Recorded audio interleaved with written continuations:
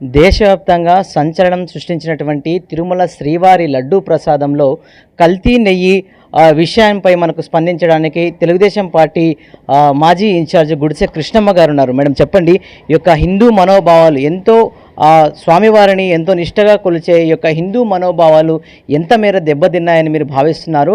గత ప్రభుత్వంలో ఈ యొక్క వైఎస్ జగన్మోహన్ రెడ్డి ప్రభుత్వంలో ఇలాంటి దుర్ఘటన జరగడం ఏ విధంగా మీరు చూస్తున్నారు? ముందుగా సిఆర్ న్యూస్ ప్రజలందరికీ నా నమస్కారాలు తెలియజేసుకుంటున్నాను. ఈరోజు దేశవ్యాప్తంగా ప్రపంచవ్యాప్తంగా ఉన్నటువంటి హిందూ వాళ్ళందరూ కూడా చాలా ఒక రకమైన బాధతో ఉన్నారు. ఇట్లాంటి వ్యక్తిని మేము ముఖ్యమంత్రిగా ఎన్నుకున్నాము, ఇట్లాంటి వ్యక్తిగా పరిపాలన అందించామని చెప్పి, ఎందుకంటే అత్యంత నమ్మకమైన అత్యంత భక్తి విశ్వాసాలతో శ్రీ వెంకటేశ్వర స్వామిని ప్రతి ఒక్కరం కూడా కొలుస్తాం. ఆయన్ని ఏ విధంగా అయితే భక్తితో కొలుస్తామో అదేవిధంగా లడ్డు ప్రసాదాన్ని కూడా అంతే భక్తితో ఎవరైనా కొండకెళ్ళి దర్శనం చేసుకొని వచ్చారంటే ఆ లడ్డూని ప్రసాదంగా భావించి ఆ వెంకటేశ్వర స్వామి మా ఇంటికి వచ్చాడన్నట్లు భావించి లడ్డూని తీసుకుంటాం. అట్లాంటి లడ్డూలోన కల్తీ జరిగిన నెయ్యి వాడడం, ఆ కల్తీ నెయ్యిలో కూడా ఎన్నో అవశేషాలు ఉన్నాయి. తర్వాత గొడ్డు మాంసం అది ఉంది అని చేప నూనె, గొడ్డు నూనె మరియు పశువుల సంబంధించిన కొవ్వు పదార్థాలకు సంబంధించిన నూనె కూడా ఆ యొక్క నెయ్యిలో ఆధారాలు లభించడం మనకు ఎన్సీసీబీ అంటే నేషనల్ డైరీ బోర్డ్స్ వదిలిన రిపోర్ట్స్ కూడా మనం చూస్తున్నాం. దాని పట్ల మీరేం చెప్తారు? ఎన్డీబీ దాంట్లోన నిజంగా విస్తుగొలిపే, అంటే ప్రపంచంలోన ఎవరైతే హైందవ ధర్మాన్ని హిందూ ధర్మాన్ని పాటిస్తున్నారో వాళ్ళందరికీ కూడా ఒక విస్తుగొలిపే నిజాలు ఆ రిపోర్టు బయటపెట్టింది. అంటే ఎన్నడూ లేని విధంగా ఎవరు కూడా ఏ ముఖ్యమంత్రి ఇన్ని సంవత్సరాలుగా గత దశాబ్ద కాలంగా ఎంతోమంది ముఖ్యమంత్రులు మారారు వచ్చారు, కానీ ఎవరు కూడా ఆ వెంకటేశ్వర స్వామి జోలికైతే పోలే. కానీ ఫస్ట్ టైం జగన్మోహన్ రెడ్డి గారు తన పరిపాలనలోన వెంకటేశ్వర స్వామి కలియుగ ప్రత్యక్ష దైవం, ఆయన జోలికే వెళ్ళాడంటే నిజంగా భగవంతుడు అనేవాడు ఖచ్చితంగా తన ప్రతాపాన్ని అయితే చూపిస్తాడు. ఎందుకంటే ఈరోజు ప్రతి ఒక్కరికి వాళ్ళ మతం పైన విశ్వాసం ఉంటుంది. హిందువులకు హిందూ మతం పైన, ముస్లింలకి ముస్లిం మతం పైన, క్రిస్టియన్కి క్రిస్టియన్ మతం పైన, ఎవరు మతములు వాళ్ళకు గొప్ప. కానీ హిందువులు కలియుగ దైవంగా భావించే శ్రీ వెంకటేశ్వర స్వామి జోలికి వచ్చాడంటే ఇంకా ఎవరు కూడా ఆ జగన్మోహన్ రెడ్డిని అయితే రక్షించలేరు. గతంలో కూడా రాజశేఖర రెడ్డి ప్రభుత్వంలో తిరుమల కొండలపైన కొన్ని వివాదాస్పద వ్యాఖ్యలు చేశారని కూడా చక్కర్లు కొడుతోంది ఆ విషయం. మరి ఇప్పుడు అలాగే ఆయన కుమారుడైనటువంటి జగన్మోహన్ రెడ్డి గారు కూడా ఈ యొక్క కల్తీ నెయ్యిలో జోక్యం చేసుకోవడం గత ఈవో పాలకుల యొక్క వైఫల్యం అని మీరు అంటారా? 100% అండి. గత ఈవో ధర్మారెడ్డి, అదేవిధంగా టీటీడీ చైర్పర్సన్ ఏవి సుబ్బారెడ్డి, అదేవిధంగా తర్వాత కరుణాకర్ రెడ్డి, ధర్మారెడ్డి నిజంగా ధర్మారెడ్డి అండి. ఎందుకంటే ఎప్పుడు కూడా కర్ణాటక నంది నెయ్యినే వాడేవాళ్ళు. గత దశాబ్దాల కాలంగా ఏ ముఖ్యమంత్రి వచ్చినా దాన్ని మాత్రం టచ్ చేసేవాళ్ళు కాదు, ఎందుకంటే ప్రతి ఒక్కరి మనోభావాల్లో దెబ్బతింటాయనే ఉద్దేశంతో. కానీ ఫస్ట్ టైం జగన్మోహన్ రెడ్డి గారు ఒక టీటీడీ బోర్డులోన ఒక తిరుమల కొండపైన అవినీతి రాజకీయం రెండు చేశాడు. కానీ ఏ ప్రభుత్వం చేయనటువంటి విధంగా జగన్మోహన్ రెడ్డి గారు పరిపాలన చేశారు అంటే నిజంగా ప్రత్యక్ష దైవం కలియుగ వెంకటేశ్వర స్వామి ఖచ్చితంగా శిక్షిస్తాడు అనేది ప్రపంచంలోన ఉండే ప్రతి ఒక్క హైందవుడు ప్రతి ఒక్క హిందువుడు భావిస్తాడు. ఖచ్చితంగా శిక్ష పడుతుందని చెప్పి ఈ సందర్భంగా మేము తెలియజేసుకుంటున్నాం. ఇంకోటి ఏమంటే నెయ్యి 320కి ఎట్లా కొంటారండి? 800 కొనే నెయ్యిని 320కి కొని అంటే దాన్ని కూడా విశిష్టమైన బోర్డు సభ్యుల సమక్షంలో అంట. ఎవరండి విశిష్టమైన బోర్డు? గత ప్రభుత్వ కాలంలోన ఎవరైతే బోర్డు సభ్యులు ఉన్నారో వాళ్ళ నేర చరిత్ర ఒకసారి చూడండి, వారు ఎవరెవరు ఉన్నారో చూడండి. అట్లాంటి నేర చరిత్ర ఉన్నటువంటి బోర్డు సభ్యులను తీసుకొని వాళ్ళు విశిష్టమైనవని మొన్న జగన్మోహన్ రెడ్డి గారు చెప్తుంటే నిజంగా సిగ్గుపడుతున్నామండి. ఆయన ఇంకొక మాట కూడా అన్నారు, మంత్రి కూర్పు అయినా నాకు ఈజీ కానీ టీటీడీ బోర్డు కూర్పు చాలా కష్టంగా ఉందనేది. ఒక ముఖ్యమంత్రి అట్లా మాట్లాడడం అంటే నీ అవినీతి, నీ రాజకీయము మేము పవిత్రంగా భావించే టీటీడీ బోర్డులోనా మీరు చూపించేది? మీరు ఇంకెక్కడ చూపారు? ఇదొక్కటే కాదండి, లడ్డు ప్రసాదంలోనొకటే కాదు ఆయన వేలు పెట్టింది, మొత్తం టీటీడీ అంటే తిరుమల తిరుపతి దేవస్థానం పైనే ఆయన ఎట్టి పరిస్థితుల్లో ఈ హైందవ ధర్మాన్ని అంటే తుడిచిపెట్టాలనే ఒక ఉద్దేశంతోనే చేశారు. డిక్లరేషన్ కూడా అండి, ఆయన ప్రతిపక్ష నాయకుడిగా ఉన్నప్పుడు ఎవరైనా కానీ డిక్లరేషన్, అన్య మతస్థులు డిక్లరేషన్ పైన సంతకం చేసి దేవుని దర్శనం చేసుకోవాలి. సాక్షాత్ అబ్దుల్ కలాం, అప్పటి ప్రెసిడెంట్ అబ్దుల్ కలాం గారే డిక్లరేషన్ పైన సంతకం పెట్టి దేవుని దర్శనం చేసుకున్నారు. ఆయన ప్రతిపక్ష హోదాలో ఉన్నప్పుడు డిక్లరేషన్ వివాదం చెలరేగితే అధికారం వచ్చిన వెంటనే డిక్లరేషన్నే పక్కకు తెప్పించాడండి.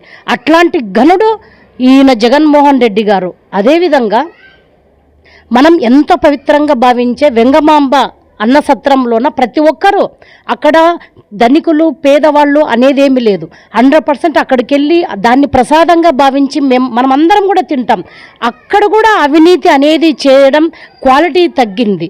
ఇప్పుడు లడ్డూ తీసుకోండి, మేము గత 4-5 సంవత్సరాల నుంచి చెప్తూనే ఉన్నాం, లడ్డూలో క్వాలిటీ పోయింది. ఎంతోమంది భక్తులు ఫిర్యాదులు వచ్చినా కూడా అవన్నీ పక్కన పెట్టి కేవలం వాళ్ళ బంధువుల్ని ఆ టీటీడీ బోర్డును అంతా నింపి కేవలం ధనార్జనే ధ్యేయంగా, అవినీతే పరమావధిగా ఆయన అరాచకమైన పరిపాలన కొనసాగించాడు. Yes madam. అయితే తిరుమల తిరుపతి దేవస్థానంలో గతంలో తాము పరిపాలించినప్పుడు ఎటువంటి కల్తీ జరగలేదు, ఈ కల్తీ జరగలేదని నిరూపించడానికి స్వామివారి సన్నిధిలోనే ప్రమాణం చేయడానికి సిద్ధమా అని చెప్పేసి కూడా వైసీపీ నాయకులు సవాల్ విసిరారు. దీన్ని ఏ విధంగా చూస్తారు? మొన్ననే నారా లోకేష్ గారు రేణిగుంట విమానాశ్రయంలో కూడా చెప్పారు కదండి, నేను ఇక్కడ వచ్చాను, నేను ప్రమాణం చేయడానికి సిద్ధంగా ఉన్నాను, మీరు రండి అని చెప్పి నిన్న ఆయన మాట్లాడారు.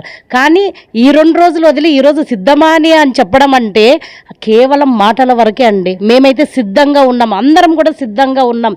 ఎందుకంటే నిజంగా కల్తీ జరిగింది కాబట్టి రివర్స్ టెండరింగ్ అనే ఒకటి తీసుకొచ్చి 800 యూజ్ చేసే నెయ్యిని 800 రూపాయలు దశాబ్ద కాలంగా నందిని నుంచి తీసుకొచ్చిన నెయ్యిని ఈరోజు ఢిల్లీ దగ్గర నుంచి మిల్క్ ప్రోడక్ట్స్ తీసుకొని అక్కడి నుంచి ఆల్ఫా మిల్క్ ప్రోడక్ట్ దగ్గర నుంచి 320కే కొనడం ఎట్లా వస్తుందండి? 800 అంటే ప్యూర్ ఉండే నెయ్యి 800 రూపాయలు అయితే కల్తీ నెయ్యి 100% కల్తీయే కాబట్టి 320కి దక్కుతుంది. అయితే ఈ విషయం పైన కేంద్ర ప్రభుత్వం కూడా సీరియస్గా ఉంది. రిపోర్ట్స్ కూడా బీజేపీ జాతీయ అధ్యక్షుడు నడ్డా గారికి సమర్పించాలని చెప్పేసి కూడా కేంద్రం ఆర్డర్స్ కూడా పాస్ చేయడం జరిగింది రాష్ట్ర ప్రభుత్వానికి. అంటే ఈ యొక్క నేరానికి పాల్పడిన వాళ్ళు, ఈ యొక్క హిందూ మనోభావాలతో చెలగాటమాడిన వాళ్ళను ఎటువంటి శిక్ష పడాలని భావిస్తూ ఉన్నారు? తప్పకుండా అండి. అంటే కోర్టులు ఏ శిక్ష విధిస్తాయో మాకు తెలియదు. ఎందుకంటే సిబిఐ ఎంక్వైరీ కావాలని మేము కూడా డిమాండ్ చేస్తున్నాం దీనిపైన.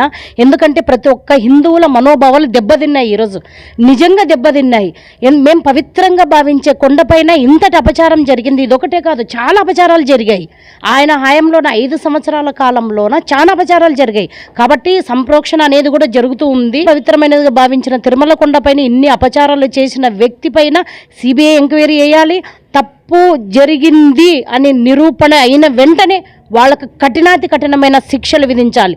అలా జరిగితే ఓకే, లేదంటే 7 కొండల వాడే చూసుకుంటాడండి. ఎందుకంటే వాళ్ళ నాన్న ఇంతకుముందు అన్నారు 7 కొండలు ఎందుకు, 2 కొండలు చాలే అని. ఇప్పుడు వాళ్ళ నాన్న ఎక్కడున్నారు? పెద్ద దేవుడు ఆయన, ఆ దేవాది దేవుడు అండి. ఆయనతో పెట్టుకున్నోళ్ళు ఎవ్వరు కూడా మంచి బతుకులు బతికినట్టు లేదు. కాబట్టి ఎవరి మత విశ్వాసం వాళ్ళకి గొప్ప. ఇప్పటికీ మేము చెప్తున్నాం, ఎవరి మత విశ్వాసం వాళ్ళకి గొప్ప. హిందువులైనా, ముస్లిమ్స్ అయినా, క్రిస్టియన్స్ అయినా మనం వాళ్ళ మనోభావాలు దెబ్బకు తినకుండా పరిపాలన చేస్తే బాగుంటుంది. బట్ అన్ఫార్చునేట్లీ జగన్మోహన్ రెడ్డి గారు అవన్నీ వదిలిపెట్టారండి.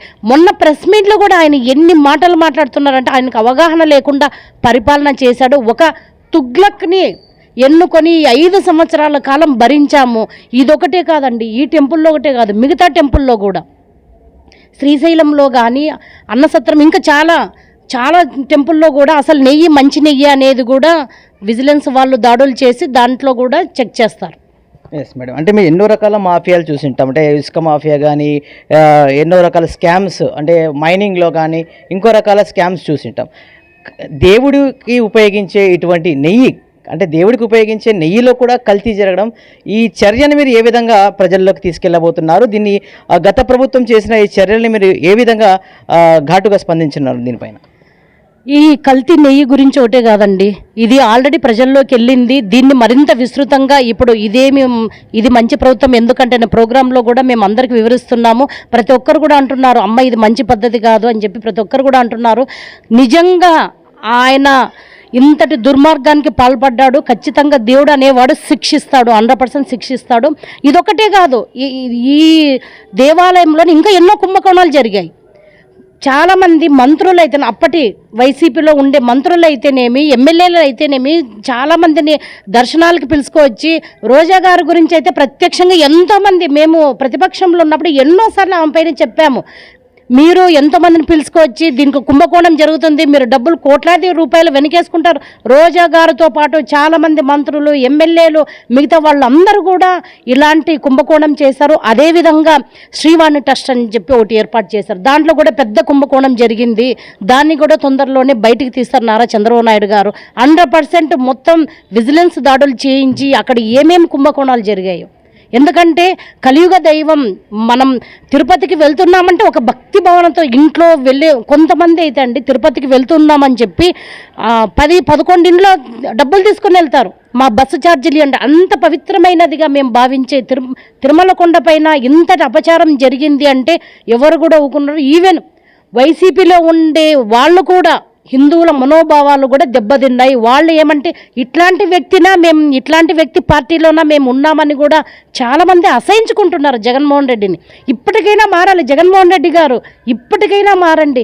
ఎందుకంటే దేవుణ్ణి సెట్టు మీ ఇంట్లోనే వేసుకొని అది ప్రసాదంగా భావించి తలపైన జల్లుకొని ఇద్దరు భార్యాభర్తలు ఎంత దారుణం. అప్పుడే మేము అనుకున్నాం దేవుడా ఎంత అపచారం జరుగుతుంది. ఏ రోజైనా ముఖ్యమంత్రిగా ఉన్నప్పుడు ఆయన ఏ రోజైనా భార్యాభర్తలు కలిసి గుడికి వచ్చారా? పట్టు వస్త్రాలు సమర్పించారా? ఎందుకండి, ఎందుకు ఈయన ఇలా చేస్తున్నాడు? ఇట్లాంటి వ్యక్తి మనకు ముఖ్యమంత్రి వద్దు. మనకు హిందూ ధర్మం ఎవరైతే పాటిస్తున్నారో, ఇప్పుడు మేము క్రిస్టియన్ దాకా అక్కడికి వెళ్ళినా, చర్చిలకు వెళ్ళినా, మసీదులకు వెళ్ళినా మేము వాళ్ళ మనోభావాలకు తగ్గట్టు మేము ప్రవర్తిస్తున్నాం. కాబట్టి వీళ్ళు ఎవరు కూడా గుడులకు రాకుండా, వాళ్ళు ఏమీ చేయకుండా కానీ పరిపాలన మాత్రం చేయాలి. అది పరిపాలన మంచి పరిపాలన చేస్తే బాగుంటుంది, కానీ అవేమీ లేకుండా భ్రష్టు పట్టించే పరిపాలన. ఈరోజు దేశం ప్రపంచమంతా నివ్వెరపోయే పరిపాలన. ఆయన చాలా దారుణంగా ప్రవర్తించాడు. 100% చెప్తున్నాం చూడండి, ఖచ్చితంగా దేవుడు శిక్ష విధిస్తాడు, కఠినమైన శిక్ష విధిస్తాడు జగన్మోహన్ రెడ్డి గారికి. ఎస్, అయితే దేవుడి ఉపయోగించే ప్రసాదంలో ఉపయోగించే నెయ్యిలో కూడా ఇటువంటి అవశేషాలు లభించడం చాలా దారుణం. భగవంతుడు ఈ యొక్క నిందితులు ఎవరైతే ఇటువంటి దారుణానికి పాల్పడ్డారో కఠినంగా శిక్షిస్తారు. అలాగే చట్ట ప్రకారమైన కూడా బలమైన శిక్షలు పడాలని చెప్పేసి ఈ యొక్క తెలుగుదేశం పార్టీ ఆదోని మాజీ ఇన్ఛార్జ్ గుడిసె కృష్ణమ్మ గారు తెలియజేశారు. కెమెరా పర్సన్ లక్ష్మీకాంత్తో రాజారంగ, సిఆర్ న్యూస్.